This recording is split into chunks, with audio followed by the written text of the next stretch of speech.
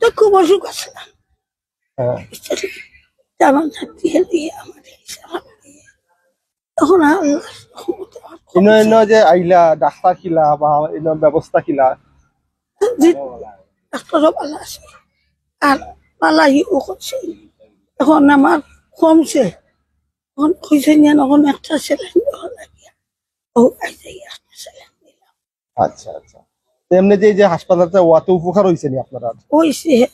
কিতা উপকার হইলো শুনছেন উপকার নাই নিবা মুলাই বাজার যাইতাম আছি মুলাই বাজার যাইতাম ঠিক দেখা লাগলো না যাইতে এই যে ওগুনটা থাকি তো বাঁচলাম যারা বানাইছেন তারা লাগিছে দোয়া করেনি তখন আমি